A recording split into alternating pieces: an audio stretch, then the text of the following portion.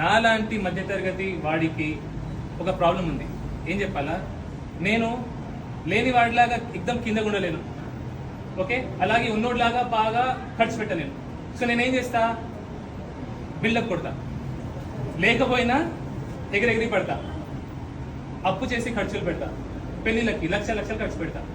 ఏమైతే నాకు అప్పులు అవుతాయి, అప్పులు కట్టలేక మళ్ళీ కష్టపడతా. అవునా? సో ఎందుకు ఇదంతా? ఎవరికో చూపించడానికి ఎందుకు? ఎవరికో ఏదో నా దగ్గర ఉందని చూపించడానికి ఎందుకు? ఏం పనికిరాదు. మన దగ్గర ఉంటే పెట్టాలా, లేకపోతే పెట్టద్దు. అవునా? మనం ఎవరికో షో చేయించడానికి ఖర్చు పెట్టాం అనుకోండి, అప్పులు చేసి ఆఖరికి మనమే ఇబ్బందులు పడతాం. అవునా కదా? అండ్ చాలా నేనేం చేస్తా చెప్పాలా, గానుగ నూనె చాలా కాస్ట్లీ అయిపోతుంది నాకు. గానుగ నూనె మంచి ఫుడ్ తినాలంటే నాకు ఎక్స్పెన్సివ్ అనిపిస్తుంది. అదే వేస్ట్గా దుబారా ఖర్చు పెట్టడానికి అందరు 10 మందికి చూపించడానికి నా దగ్గర పైసలు ఉంటాయి. అవునా?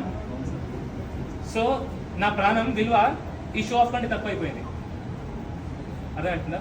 సో అనవసరపు ఖర్చులు పెట్టకండి, అనవసరపు అప్పులు చేసి ఖర్చులు పెట్టకండి. మంచి ఫుడ్ తినండి, మీ పిల్లలకు పెట్టండి. మీ పిల్లలకు మీరు ఇచ్చేది మెయిన్లీ 3.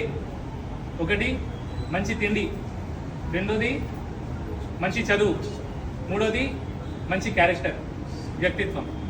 ఈ 3 ఇవ్వాలి పిల్లలకి. ఆస్తులు మీరు ఇచ్చినా ఇవ్వకపోయినా వాడికి రాసుంటే వాడు సంపాదించుకుంటాడు, లేదంటే మీకు రాసి లేకపోతే ఉన్నదంతా.